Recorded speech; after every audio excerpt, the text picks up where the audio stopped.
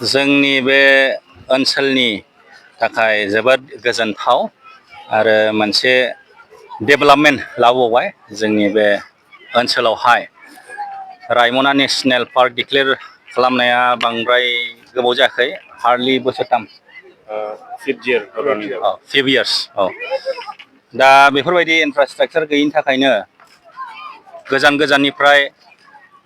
आलासिफोर फैनो नागिरबाबो खस्थ' जायोमोन आलासि दोननो थाखाय आरो गिदिर गिदिर प्रग्राम अर्गानाइज खालामनो जेन'ब्ला इन्टारनेशनेल लेभेलनि कनफारेन्सफोर बा नेशनेल लेभेलनि कनफारेन्सफोर बेफोरबायदिखौबो जोङो अर्गानाइज खालामनो हायामोन मानो होनबा बेफोरबायदि इनफ्रास्ट्राक्चारा गैया नाथाय जोंनि थाखाय रंजाथाव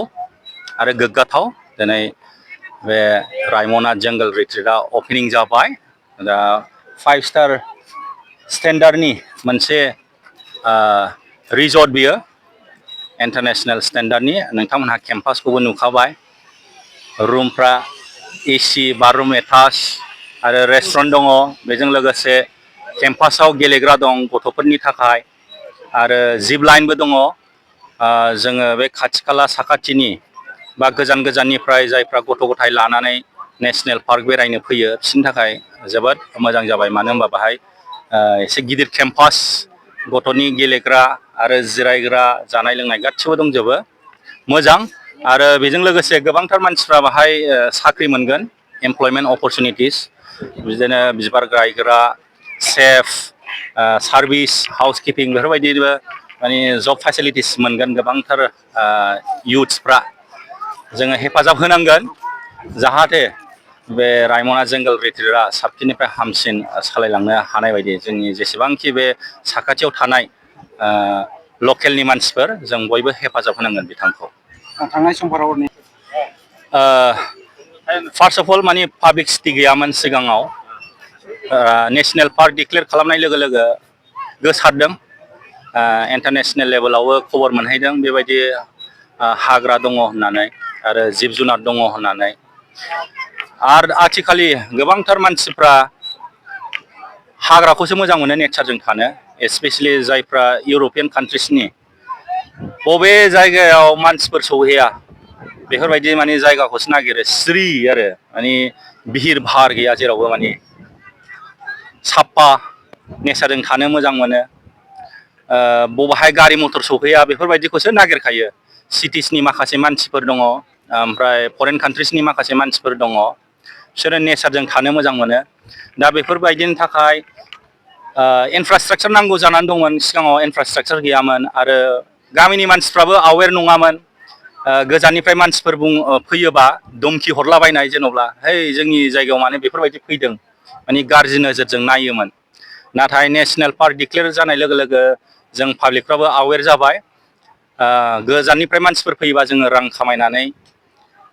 न'खर दानो हायो जेरै हमस्टे टुरिस्ट गाइड जानानै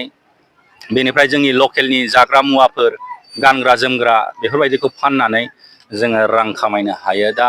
पाब्लिकफ्राबो आवेर जाबाय बिनि थाखायनो जोङो टुरिस्टफोर फैयोबा मोजां रोखोमै बेब'हार देखायनांगोन लोंला जाला खालामनानै धमखि होलाबायनो नाङा जोङो मोजाङै रायलायनांगोन हेफाजाब होनो नाजानांगोन आरो अब्लासो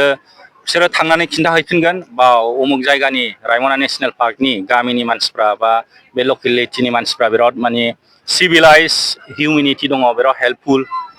हेफाजाब होगिरि बेफोरबायदि माने खिन्थाहैयोबा आरोबाव गोबांथार मानसिफ्रा बिदिनो बेरायनो फैबावगोन जेसेबां मानसि फैगोन बाहेरानिफ्राय जोङो इनकाम खामायनो हागोन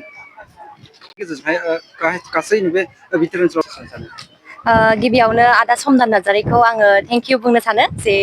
आंखौ बा जोंखौ बेवहाय दिनै गावनि रेजर्ट अपेनिंआवहाय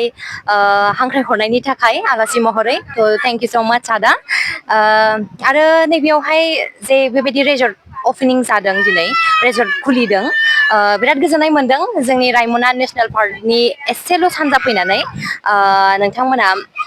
बेनि लेफ्ट लाबानो जों बेखौ मोनफैगोन बेयो जाहैबाय रायमना जंगल रिट्रिट ना बेवहाय बिराद मोजां मोजां फेसिलिटि खालामदों आदाया नोंथांमोना खेबसे नायफैथारदो भिजिट खालामफैदो होमब्लानो बिराद मोजां मोनगोन थ' बेवहाय रायमना नेसनेल पार्कआव फैयोबा बेयावबो खेबसे हाबनानै नायफैथार आङो दिनै बेखौनो बेनि गेजेरजों खावलायहरनाय थाबाय सिगाङावहायनो नायगिरि बिथांमोननिसिम आंनि अननाय आरो खुलुमनायखौ जासिहरनाय जाबाय बयनिसिमबो दिनै 2025 नि 25 जुलाइ दिनैहाय नैबे रायमना जंगल रिट्रेट रिजर्टआ दिनैहाय अपेनिं जाबाय जोबोद मोजांनि खोथा आरो जोंबो बे हाबाफारियावहाय बाहागो लानानै जोबोद मोजां मोनदों आरो आंजों लोगोसे मनिसाबो दङ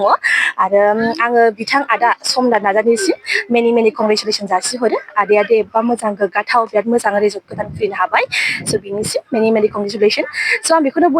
बयनिसिमबो आं खावलायो दे नोंथांमोनाबो फैदो मालाबाफोर बे लामाजों थांबाय बायोबा फैबाय बायोबा निस्सय नैबे रिजर्ट गोदानावहाय हाबफैनो हागोन आरो फिउचारावहायबो उनावहाय मोजाङै लाबोबावगोनखौ आसा खालामबाय आरोना बेयो रायमना माबानि सिरजानि एसे फैनानै लेफ्ट साइड हाबनानै मोनगोन आरोना एक्जेक्टलि लकेसना औ राइट साइड सिरजानि राइट साइड